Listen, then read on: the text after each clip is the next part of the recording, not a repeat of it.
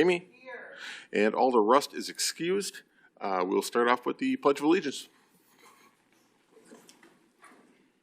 Pledge allegiance to the flag of the United States of America and to the republic for which it stands, one nation, under God, indivisible, liberty and justice for all.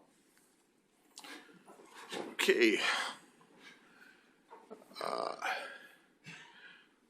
Introduction of, we have quite a few guests here, so we will do a quick introduction of just the staff and the committee members.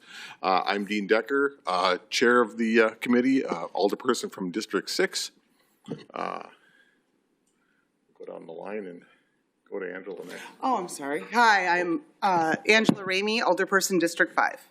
I'm Dan Peterson, District 3. John Bellinger, Alderman, District 2. Okay. You want to go with the rest of the staff real quick round? If you guys want to, yeah, go ahead.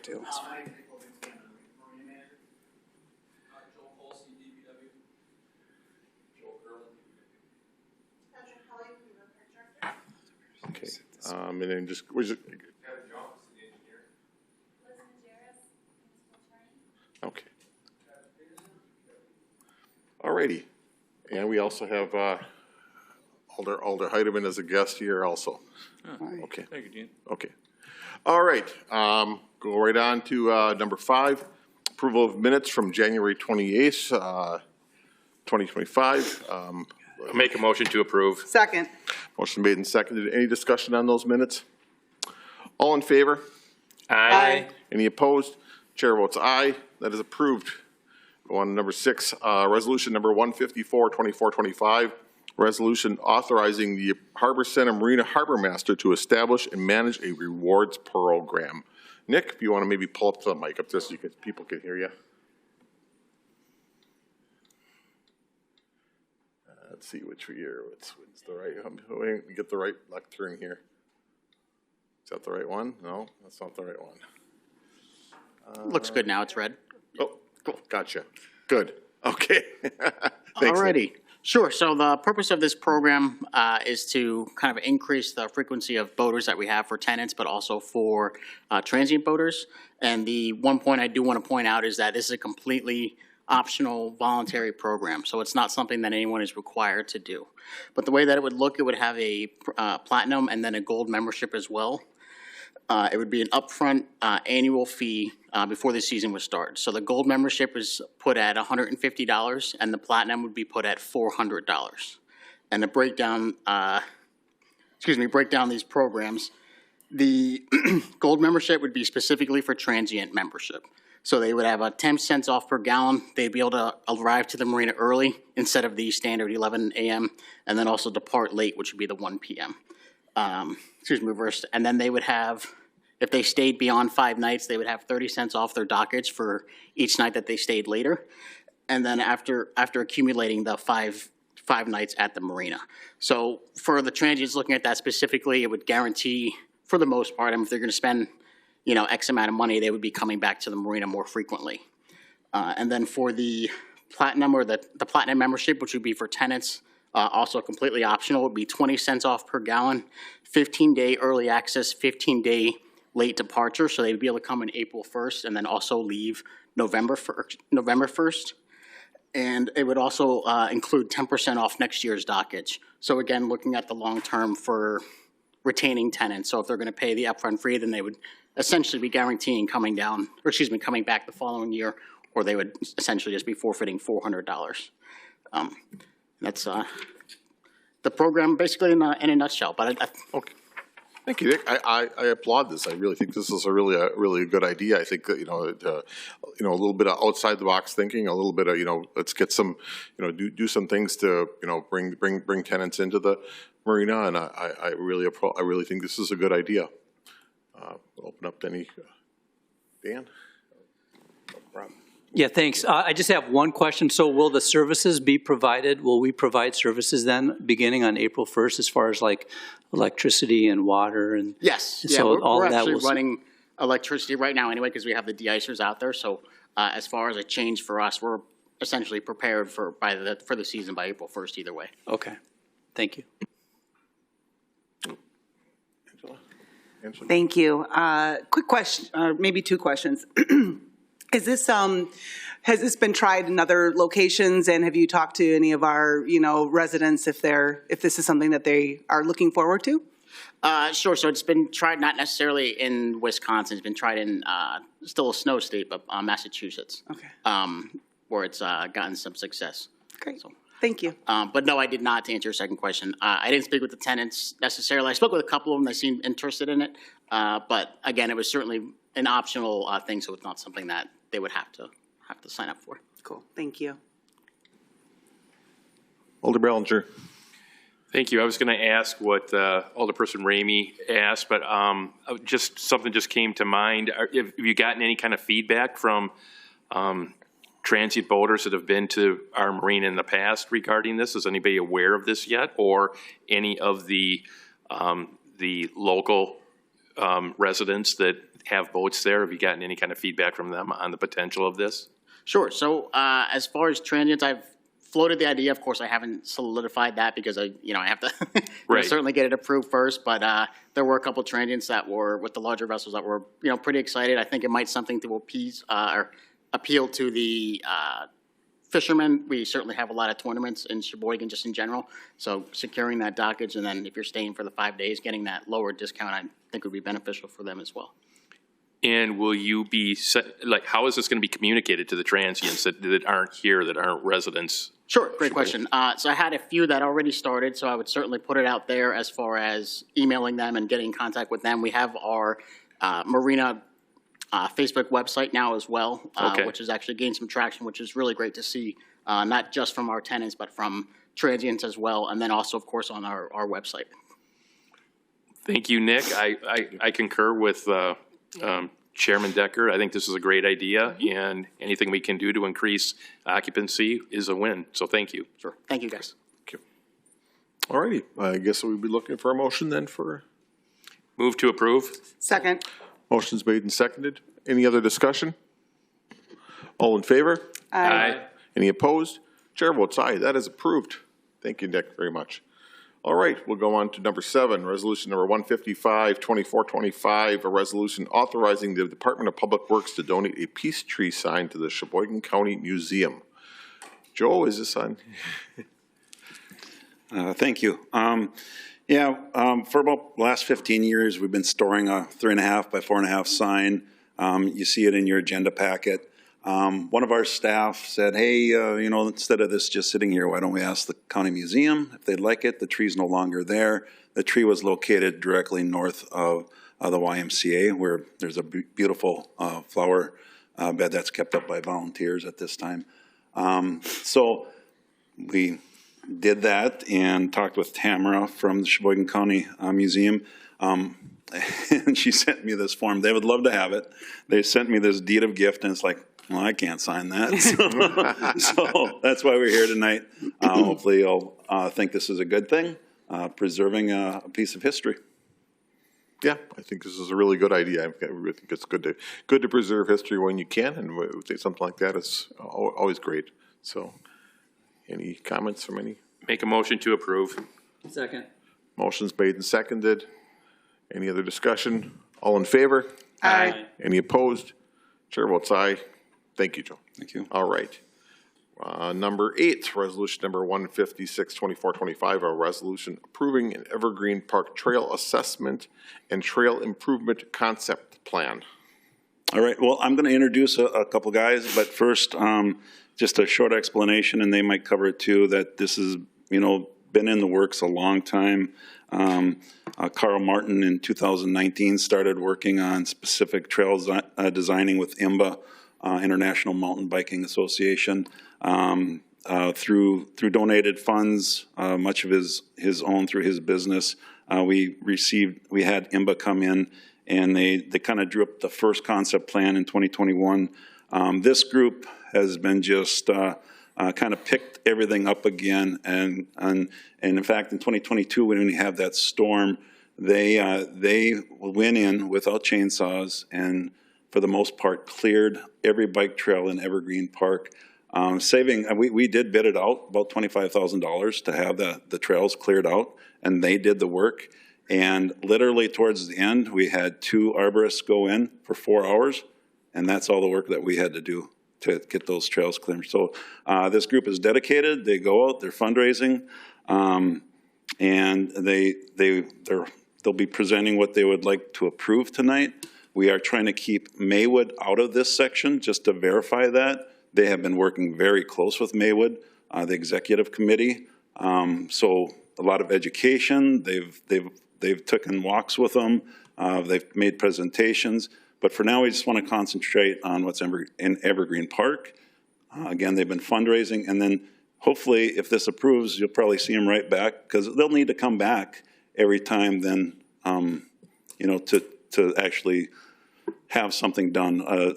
If they do the design, contract design, they'll have to come back to get our approval, that's okay, that they can move forward with that. So you'll be seeing hopefully a lot of these, this group, but I'm going to turn it over to Nathaniel Darling and Judd Bowman. Okay. I should be able to just plug in here, and they're going to give a little shorter, condensed version of what you have in the agenda, Okay. hopefully.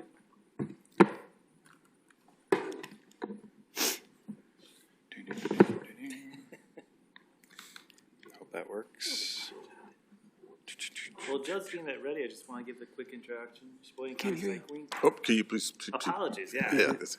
Well, Judd's getting that ready. I'll just give a quick intro. Sheboygan County Cycling, we're a 501c3 nonprofit. We're all volunteer driven. We've been around Sheboygan now for 3 years, and we're just really a small group of individuals, really passionate, but man, the community support has been amazing.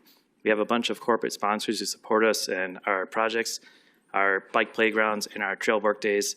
Last year, we had over 1,500 hours of volunteer time for events and trail work days alone. And totally lost count of all the volunteer hours for all the planning behind it all. So just super passionate group that really just want to give back to the community and improve outdoor recreation for everyone.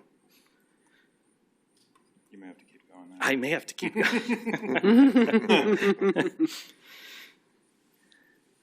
I can grab mine otherwise.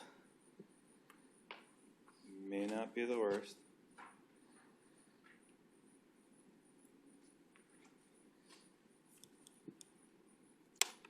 HDMI? HDMI. Sweet. Native HDMI.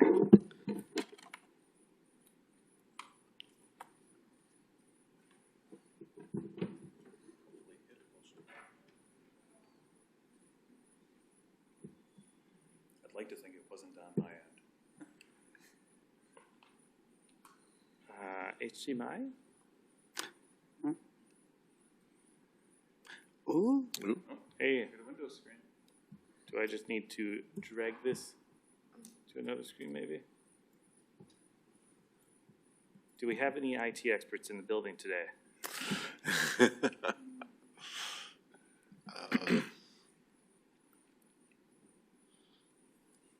Well, he's getting that going. As Joe alluded to, this has been in the works for quite a while. The initial assessment was done on the trails. We were presented with that in 2021. We reviewed that. That information was then taken and we contracted IMBA for a follow-up on-site assessment that they gave us the details on in March of 2024. So that is basically the information we're providing today is going to be based on that assessment and finding that we were provided with earlier last year. After that, there were some property lines that were brought up by Maywood Environmental Park that we reviewed and realized those weren't on the city record, so what INPO was going off of was not accurate. So we reviewed the documents that Maywood sent us. We went, okay, this makes sense. So we drew a new line. Not all of the documents have been updated with that new line in place, but in contracting out for future estimates, we have informed them that there are new property lines. Existing trails have been changed. Still not showing up on the screen. I am not sure why it's not. So if we don't have any on-site IT support, there's not a lot else we can do, unfortunately. Yeah, Matt, our IT guy's right here actually right now, so Oh, excellent. we'll see what he's got, if it's something on our end or what.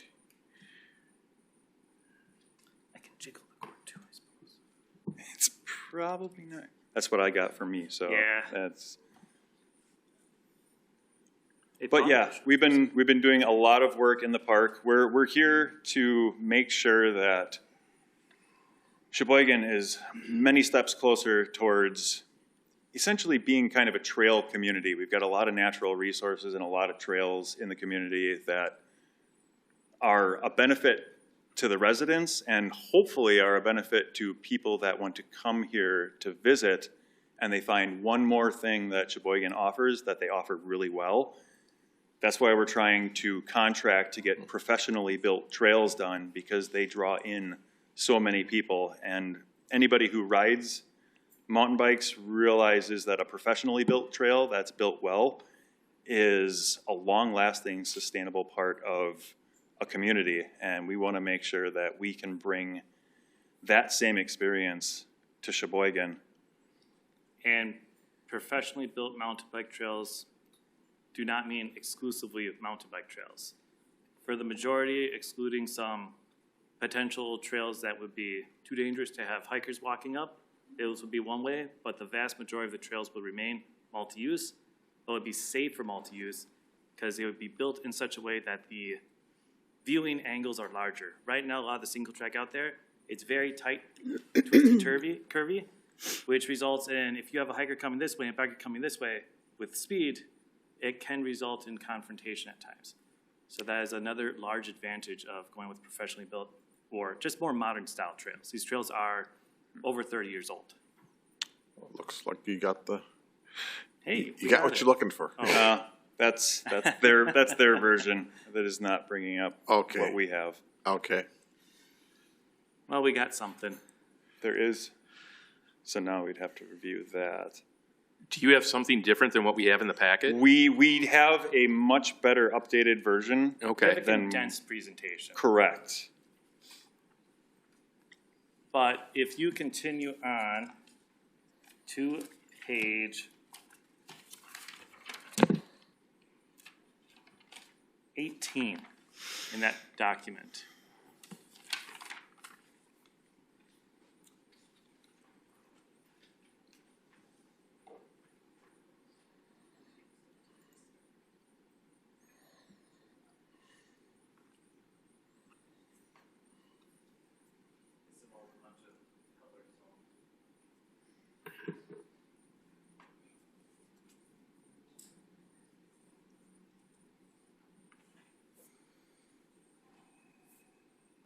Two more pages down. Two more pages down. There. Apologies. There we go. Thank you so much. Oh, so that's not my 18. So up on screen is the unrevised version of the full park plan. As noted in regards to the Evergreen property, there is a 200-300 yard shift to the right. If you go to SheboyganCountyCycling.org, the map on our website is updated to reflect it. That orange zone just shifts over, closes out the left side by about 200-300 feet. The remaining of the plan remains the same. We're currently looking for get approval to go ahead with a build bid for the Evergreen portion of the project.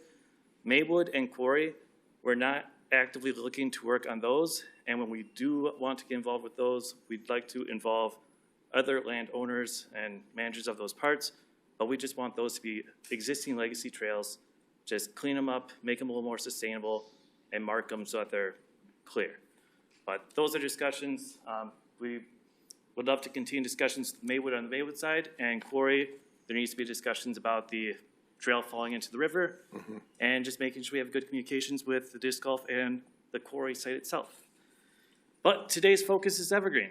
So yeah, this is the full project. The phase 1 portions, what is it? That's the condensed, that's just the area that we're, It is, but they don't have it over there. I know. I know. Talking The points. condensed version is on our website, SheboyganCountyCycling.org, that shows a simplified version of this that's cleaner and just shows the evergreen portion. Feel free to take a look at it when you have a chance. But the key parts of the first phase that we would like to start building as soon as the trail bills are ready, we have all the approvals and the funding secured, ideally 2026, includes the reddish flow trail that was on the map, the bicycle playground, and the beginner intermediate skill zone, and the perimeter trail. And most of these features would be, the flow trails would be much wider trails, again, approachable for a lot of people that don't have any mountain bike abilities, they will be able to use those trails. They're really fun for people that know what they're doing, and they're also really fun for people who don't know how to ride a mountain bike yet. That was why the flow trails are a priority number one. The children's playground, we hold bicycle playgrounds around the city, and the youth turnout from toddlers to it's amazing how popular they are. So the kids' bike playground being a permanent structure near the Shaw playground is just something where they can use it without all of the supervision, and it's very low impact. And a green perimeter loop, again, is, we're talking a 60-inch wide, relatively flat tread where you can have families biking together, and it's wide enough to have lots of hiking and biking at the same time.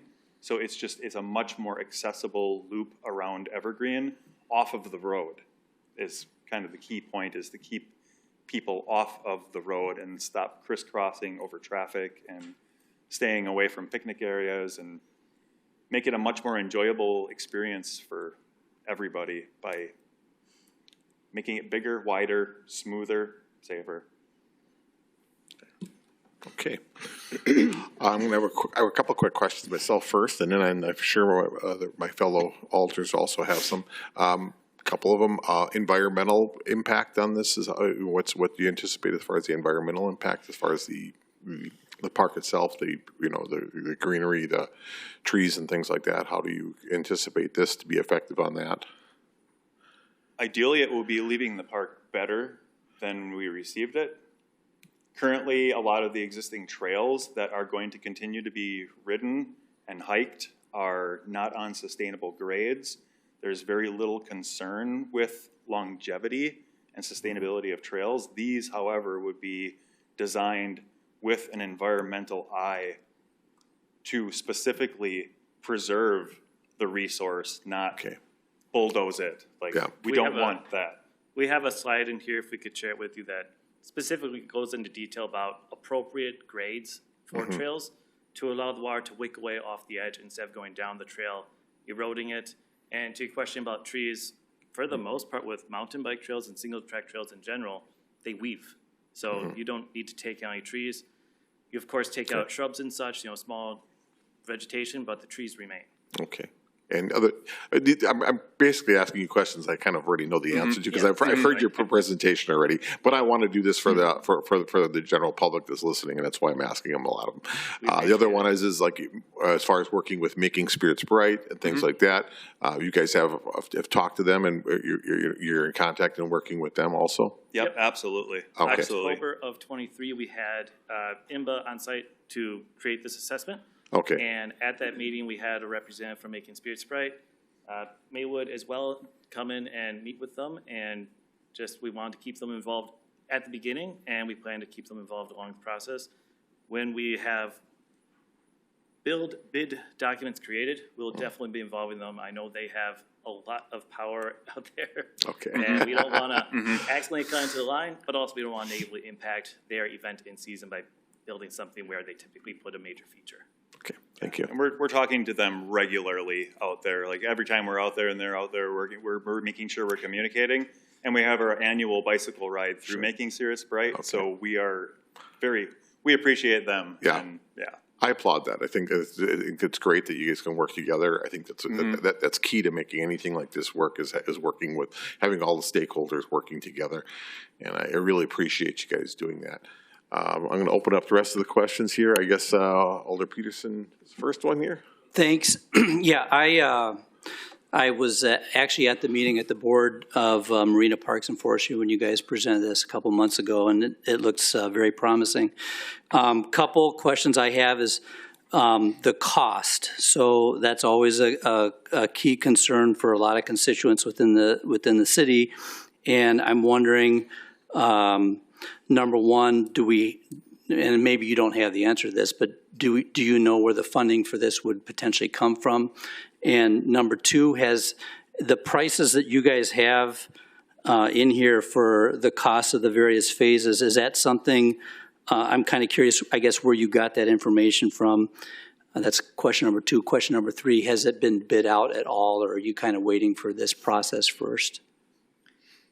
Does that make sense? It does. Okay. I'm going to start with question 2. Yeah, I'm sorry. So where did you? One at a time. So yeah, so the first question is, how does this get paid for? Are there grants? Yes. Are you guys raising funds privately?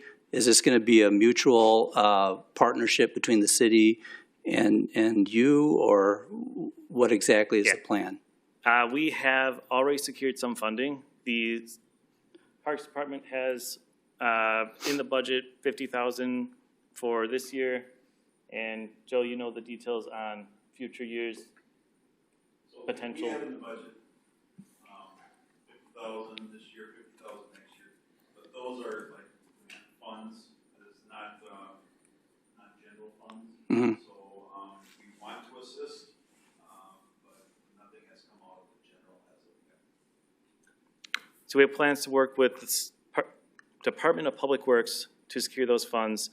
On top of that, we have around 170, 180 currently in hand or committed.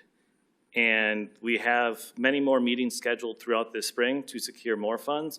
We have quite a bit of interest. We have been holding off to a degree asking for those funds just because we wanted to get a little more momentum with this going. And having that bid design document will also aid in getting some additional funding. But we fully expect vast majority of this come from private funding, local foundations, local companies. There's a substantial amount of interest and desire for mountain biking and just better outdoor recreational opportunities in the area. You gonna drop a company name here, but you look at Sargento last fall, they had their advertisement to recruit people was someone mountain biking in the woods. So I think the companies around here are definitely interested in seeing more trails and more cycling in the community. Okay, Attorney Majerus. I just want to make it clear that the agenda item before you today is I understand. approving the concept design plan.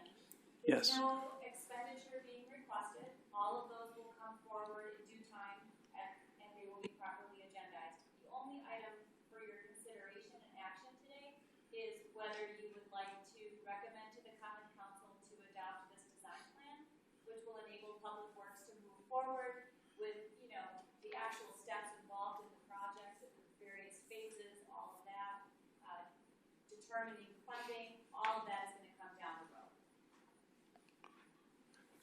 Thank you, Attorney Majerus. Appreciate that. Okay, Alder Peterson, is your questions all? Or, okay, Alder Amy. Thank you. And thank you, Liz, for clarifying that, because I had a whole bunch of questions. I still have one question I think is still relevant, and I do have one comment. I might have another question too. First of all, who's maintaining it? Let's say this happens, is there a plan for maintenance? Would be my first question. Second question would be, is there plan or hope or remote possibility that some of these more level ones could be used winter-wise for cross-country skiing? And third would be a comment. I grew up in an area that was very close to a very popular mountain bike community. I am not a mountain biker, nor is my family. We are hikers. So I appreciate you mentioning the multi-use of the trail. I am skeptical because of my upbringing around the mountain bike community and those mountain bikers being aware of hikers. I think that is it gives me a lot of pause. So I just want to stress that that needs to stay at the forefront, and signage has to be crystal clear, more than our state park trails are signage-wise, because I get lost constantly. So I think they have to be very, very clear of who's using these paths and who's not using the paths. And then finally, kind of with that, being around this mountain bike community, if it ends up being something that's on the map that all mountain bikers have, it could excitingly bring in people and tourism taking advantage of that. So my next question for maybe the future just is parking and the amenities for if there is a insurgence down the road when this is successful, if there happens to be competitions and things like that that I've witnessed. It can get big. It is a very active community. I just want to make sure that our parks are for everyone and not just for those with the privilege of being part of that mountain bike community, if everyone catches my drift. But I think if it could be made into cross-country skiing in the winter, cool. There is currently cross-country skiing trails out there. Last winter, they did unfortunately decide to stop grooming the evergreen side. I believe they just groomed a segment up on the Maywood, top of the Maywood, just due to lack of snow. They had like 5 bad years of not getting enough snow to even attempt to groom. So the individuals doing it pulled the plug and it could all be moot with the way things are going. So, I completely understand that. Yeah. For the safety perspective, couldn't agree more. It's definitely something that we plan to work with Parks Department, close in hand. If they're getting a lot of reports of there being bad conflicts out there, we look at doing directional usage. Bikers this way, hikers this way. If the trails flow, if particular trails flow great both directions, you alternate days, and you do things to increase visibility. You're a lot more likely to see someone coming at you, whether hiker or biker, versus coming up behind you. So that's definitely something that, if it becomes an issue, we can look into doing. Okay. Thank you. That park's been multi-use from the start. Yeah. So all this should do, ideally, is improve a lot of those conflict situations. That is our hope anyways, is that we actually make it safer for everybody out there while providing another new, unique experience. Hopefully we can achieve all of those things at the same time. That's always the hope. Of course. As far as parking and stuff, again, you'd hope it gets big enough that people want to come here, right? But that is definitely a concern. Right now, it's not a concern that we have, and there's not a lot of space for enough mileage in there or enough features for a city park to facilitate that many people coming. So I don't imagine it as Evergreen Park being enough of a destination that it's going to be overcrowded because of it. It's too small of an acreage for that really to happen, I think. And I do know back in the 90s and up until around 2015, there was a mountain bike race and there, a wars race. I'm sure anyone who's lived in Sheboygan for any length of time is familiar with the mountain bike race that used to take place at Quarry, Evergreen, into Maywood. Just super big events. I was talking to one of the guys who used to run the race a few weeks back, and he said the largest one capped out at 1,200 racers. So they found enough space for people to park for that. I'm sure they utilized street parking in the neighborhoods, but they were able to pull off an event of that scale. And like Judd said, I don't expect day-to-day is ever going to reach that volume. It's a relatively small park, and a majority of the usage, well, a good chunk of the usage will be people in the community riding in from within a mile, because it is so centrally located, which is why we're so passionate about this project. It's in the middle of a city. It'd be one of the best, it can be one of the best trails again in the city, or in the state. And I think its proximity to the city is why it was so popular back in the 90s, early 2000s, when there wasn't as much mountain biking elsewhere. Great. It was one of the first. Thank you. Okay, Director Kelling. Yep, thank you. So my name's Kendra Kelling. I'm the director at Maywood Environmental Park, or also known as LNHB Environmental Park. First of all, I just want to say that the Sheboygan County Cycling Group has been really wonderful to work with. As Daniel had mentioned, we've had many discussions here along the way. I am here representing the association's viewpoints just to make sure that we are heard and accurately represented. Maywood is neighboring right next to Evergreen Park, and as you saw, it was originally, it is included in some parts of the plans. So we've been working very closely, having these discussions. Some of them have been difficult discussions because Maywood is managed specifically as nature preserve, and many of those in the association feel that our goals are not always well aligned, that biking can be disruptive to birding, wildlife viewing, environmental education, and it can be destructive to the trails and contribute to erosion and things like that. So I know that's something that the group is very mindful of. We've had ongoing discussions, but I just want to make sure that we are heard, and those conversations have been ongoing.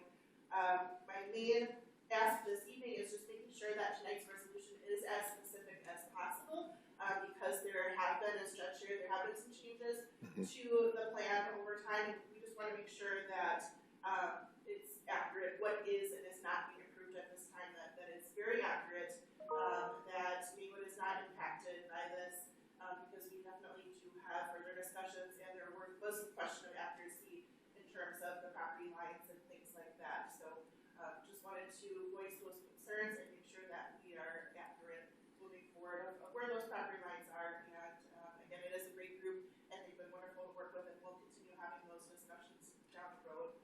But we want to make sure that we're good partners and good neighbors, and that we're making sure that we're respectful of each other throughout the whole process. Well, thank you, Kendra. I really appreciate that. Thank you, Kendra. I guess Alder Heidemann wants to. Yeah, thank you, Chairman. And this is about Maywood. I'm glad you spoke on it. Last year, I was a DPW representative to Maywood, and at that meeting, and when you were talking about doing mountain biking stuff there, it was the impression I got that the Maywood organization didn't want bikes in Maywood. So right now, the only thing that from reading the report, is the fact that you're going to have a connecting route from a parking lot to the bike paths. Is that what's in here, or? What we are asking for approval tonight is a phase of the plan that is nowhere near the property boundary for Maywood, just to make sure that there is no conflict between the two property lines. Okay, and that's fine. The other thing that, when I'm looking at the plan, and again, I don't go to Evergreen Park all the time, but does this impact any of the picnickers? Does this impact any other organization that has festivals or outings and stuff like that there that are using the areas right now for picnicking? There's not going to be a path going right past that picnic table, so that I can't enjoy myself because I got to look out for a guy driving by on a bike. Correct, there shouldn't be. We chatted with Joe. Joe was part of the initial impact assessment, and he defined a minimum distance to keep away from the shelters. I can't recall what it was off the top of my head, but we adhered to that minimum distance. And that will really come out in the design. And that design will have to come here. So as we really put on paper, what is this area going to look like? That will really be defined how far we stay away from things like that. But this concept, as it is right now, and what we're approving, or what they're going to send to Common Council, this already takes that into consideration. So that, oh, wait a minute, now we're losing picnic area number 15 because we have a path going through there. And the other part that I have is, since there's a number of walking paths and bike paths in this park, okay, and you're going to integrate all those, are we going to eliminate? Are we going to eliminate some of the walking paths so they don't obstruct the bike paths? Because we want to be able. Everybody wants to be able to use that park. And again, I don't want to get hit by a bike if I'm walking in that park. So, is that also part of the concept that none of the existing paths that we have now that people are using, like the people that are walking their dog down that path, they're not going to have a bike path right next to them? So part of this concept was actually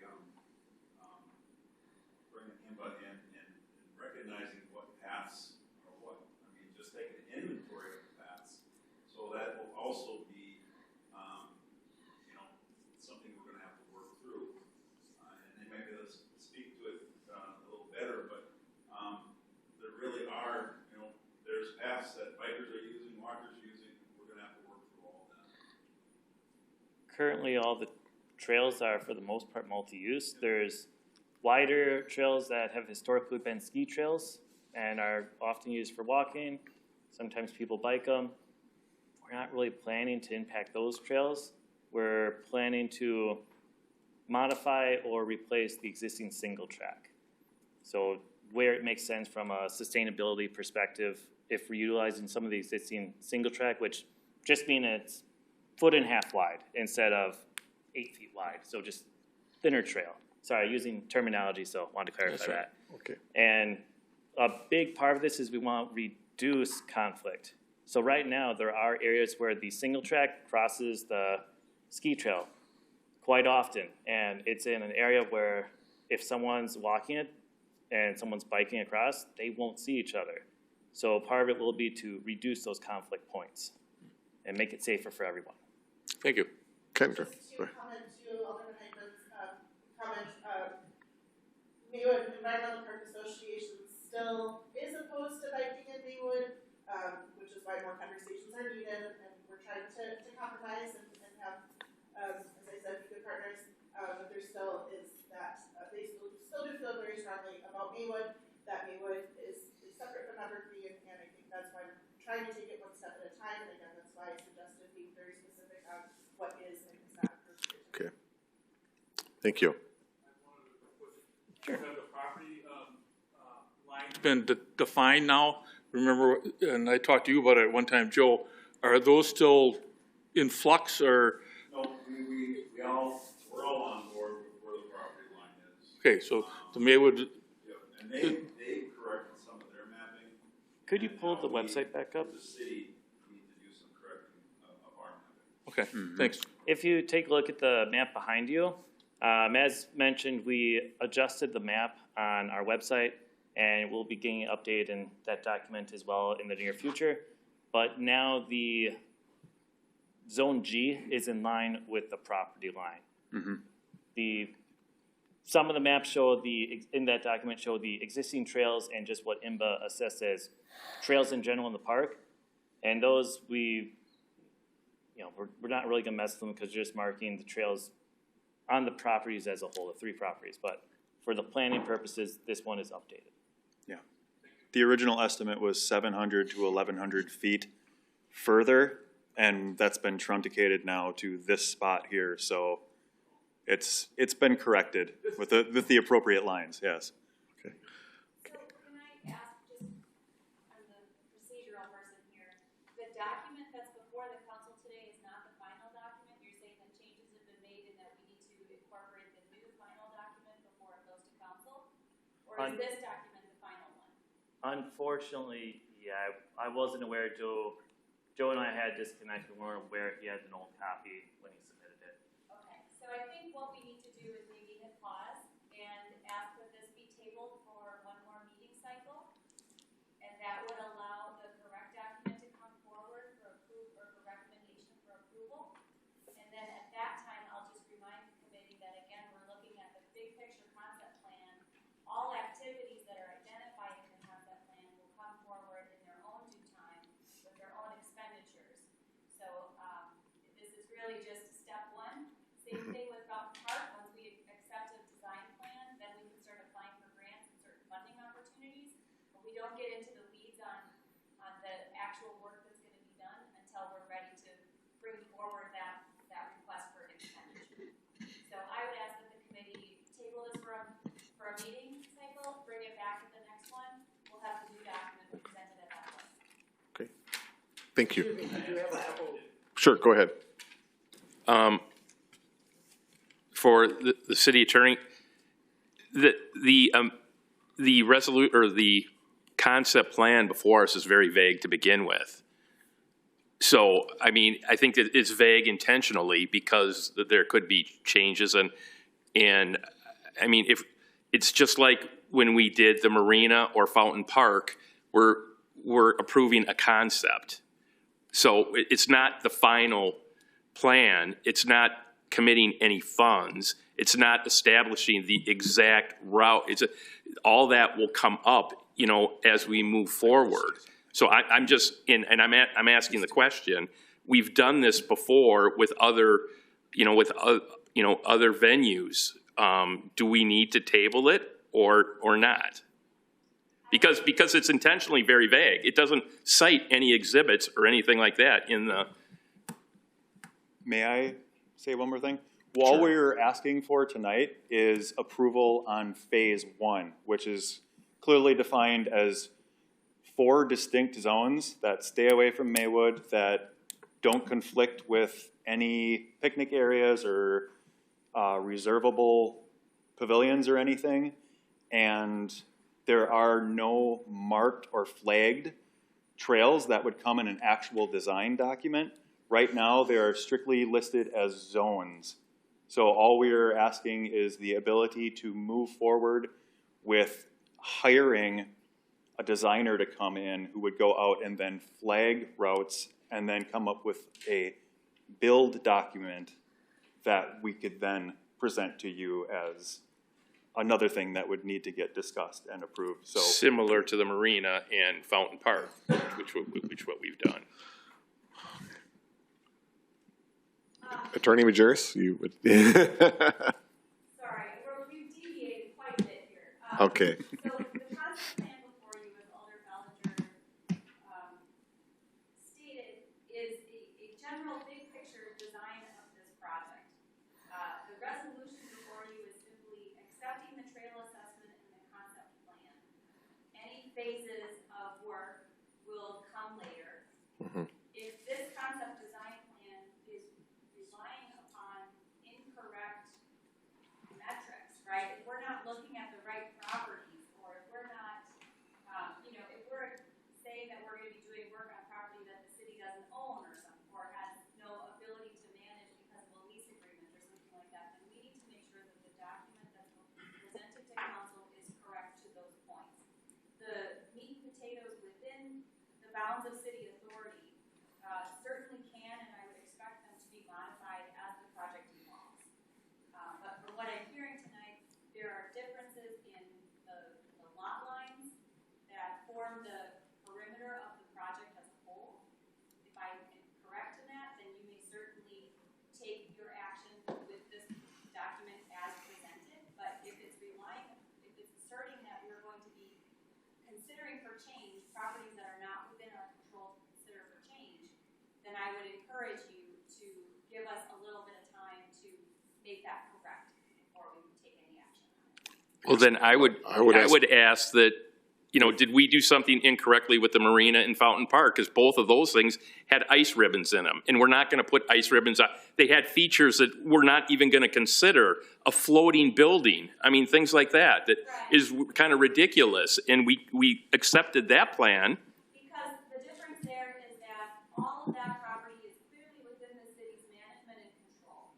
I have not had time to look into the property boundary issue with Maywood to identify whose scope of management and they have control this is document. at play. That's all we need. The land park is that's the city's business. What we do with that is entirely our decision. But what we do with other properties that we may have lease agreements in place for or management agreements in place for, we need to make sure that we're honoring those agreements. Even though we're staying completely away from Maywood, and that's already been established. Can I ask a question? We have the corrected document available on our website. It just didn't get to Joe in time to put in for this. Right, but under the law, the document that has to be available for the body to make a decision on. We have to have it. Understood. Yes.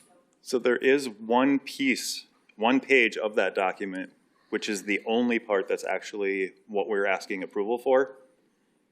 Can we agree on that one page? That is all we're seeking approval for to proceed with. The resolution is accepting the document as a whole. The whole thing? Okay, Yes. fair enough, So we can't. Then we would come back for that part. fair enough. Yeah. Okay. But if the body is comfortable proceeding, knowing that we will have to address any property management issue concerns as they come up, then certainly the body can make a decision to recommend to council and not table it for a cycle. Can we just included in, can we have like an amendment that would say that, to basically say that, and then, and then send that to council with with that amendment? Sure, we could That it is with, anything within the city's purview of our, the boundaries of Evergreen Park, basically, is what we would say. If we would say, if we would get into it. make a motion to, accept the document and adopt the concept plan, consistent with the city's lawful responsibilities and limitations. That Okay. language would be, I think, a good, Okay. cover. So moved. Okay, so well, first we have to do the first, okay, well, hang on one second, Alder Ramey. I just think, Mr. Decker, we do have a couple of people that would like to present small Additional considerations. Okay, considerations. okay. Alder Ramey first. because this is, I just think that the common council are gonna go through the same thing. We're gonna be sitting here nitpicking it apart, as we should, so I would be in favor of tabling it until we actually can go to council with it correct. Okay.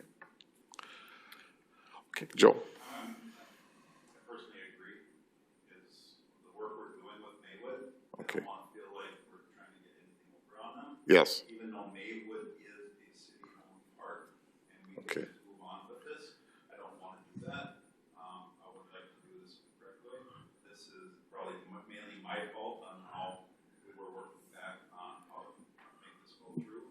It was never our intention when we made this resolution to include that piece of Maywood. So I would feel better too. Okay. On behalf of Maywood. I hope to keep working with Maywood to get that little piece approved through them, working together instead of fighting. Okay. All right, there are some other people that did want to speak. Is that, I think I'm going to let them just give a quick, give their 2 cents in there so that they can, they've asked to speak. You called them before. So if you could just state your name and address. Yeah, Jessica Wiegand, 3012 Cherokee Drive. Okay, Can you bring the mic down? bring the mic down. Thank you. Yeah, Better? Thank you. Okay, there you go. So City of Sheboygan Resolution 156-2425 states that IMBA developed the Evergreen Park Trail Assessment and Trail Improvement Concept Plan to optimize natural resource protection. However, the proposal does not mention environmental impacts or considerations, nor does it mention those in the implementation or next steps. Having designated trails is a start, but there's a lot more. By moving the concept forward, it's stating that natural resource protection has been optimized, but what consideration has been given to disturbing soil to create and maintain trails? Extremely invasive plant material is present along these existing and proposed trail areas. Japanese knotweed, buckthorn, garlic mustard, Dame's rocket, just to name a few. These invasive species continue to take food sources from the animals that call the park home, and we don't need to make it worse faster. Additionally, what precautions will be taken to bring in new soil, when we bring in new soil, to ensure that we're not introducing new or more invasive species to the park? What consideration is being given to the animals that call the park home? Did you know that we have a documented eastern whippoorwill that calls Evergreen Park home every year? It's a special concern species that nests on the ground in forest understory. The recommended avoidance period for their nesting is May through August, our prime biking season. Where else would these birds go? They've been heard and spotted every year in the exact location of this proposed skill and jump zones. Again, their ideal habitat. Did you know a federally endangered rusty patch bumblebee has been documented feeding on the park's edges in 2024? The survival of the rusty patch bumblebee requires food from floral resources from early spring through fall, an undisturbed nesting habitat in proximity to those resources, also an overwintering habitat for next year's queens. They nest and overwinter near their food sources in undisturbed soil, grass clumps, and abandoned burrows. These nesting areas are presumed to be the same areas where the skill areas and jump zones are planned to go. Again, their ideal habitat.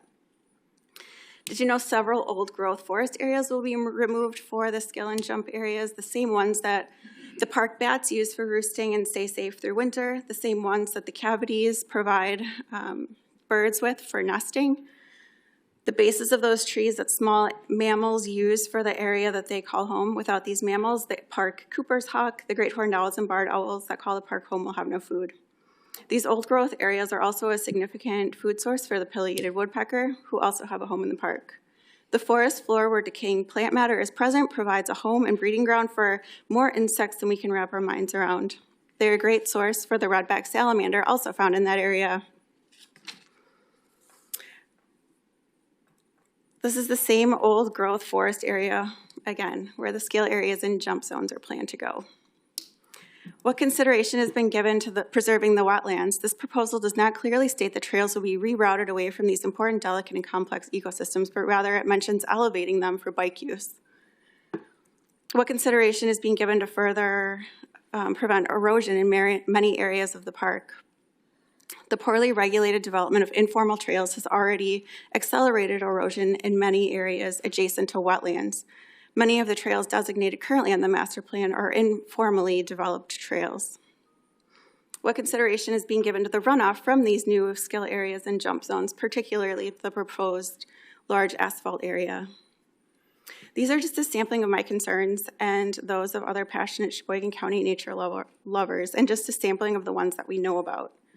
To be clear, I'm not against everything that's being proposed. I just ask that a focus is on updating existing trails and infrastructure and maintaining those improvements going forward, as the survey takers also indicate, rather than tearing down wooded green space habitat and replacing it with dirt and concrete for a seasonal activity.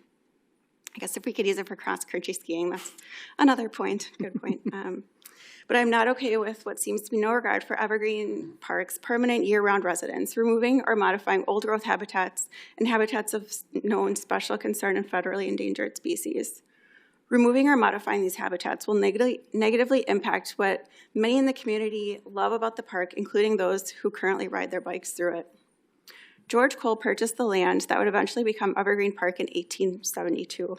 Under his direction for more than 50 years, before the sale of the county in 1918, no pine trees were cut down unless they were diseased, and removal was necessary to preserve other healthy trees. George Cole's intent was conservation. We should do our part to maintain that commitment to the land.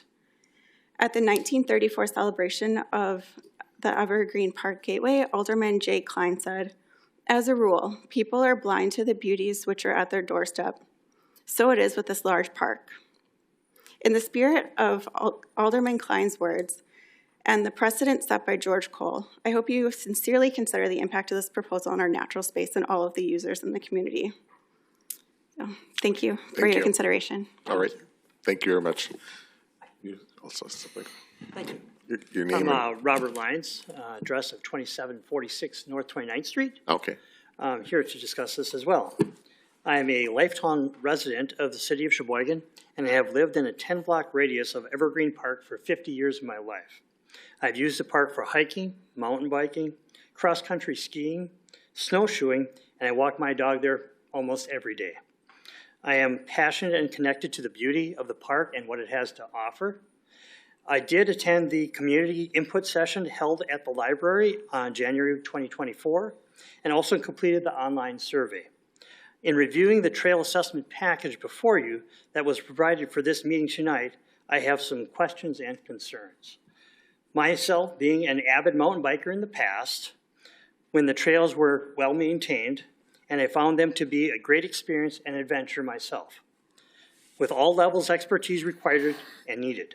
The current trail system has been degraded, unmaintained, and improperly marked, leading to very unpleasant riding and hiking experience for everyone.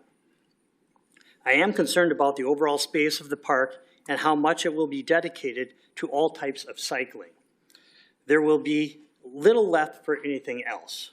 It seems they are attempting to turn Evergreen Park into Evergreen Cycling Center. I feel that other than updating the existing trails, marking the assessments involved too many changes to the environment landscape, making it unnatural. The plan talks about maintaining the natural beauty and forestry of the park but does not lay out any specific plans or guidelines. The proposal instead takes away green space, adds asphalt and other unnatural materials. In reviewing the 197 response survey results, the items with the highest scores were the hiking-only trails, the mountain bike single track, and the shared use trails, which are all currently in the park currently. The items with the least interest were the jump trails, slope-style free ride trails, and the bump track. It does not appear that all of the survey comments were included with your materials tonight. I obtained the full list of survey comments from the Sheboygan County Cycling Club's website. In reviewing these comments, I found 157 total comments. I separated the comments into 4 categories, and those are those that are in favor of the entire project, of which there are 46, mountain bikers and hikers that are for updating and maintaining the current trails and minimal environmental impact were 32, myself included. Those that were opposed to the project entirely are 78, and then there was one that would like to see ADA accessible trails throughout the park. Another note regarding the comments, many stated concerns with the current state of the entire park, mainly the 1,000 downed or damaged trees and limbs that have not been addressed from the severe wind event we had in June of 2022. There was a small cleanup, but not close to what is needed by a professional tree service with proper equipment, time, and expertise. The final point I would like to address is regarding the financial impact and the future burden on the taxpayers and the future patrons of the park. In the trail assessment presented today,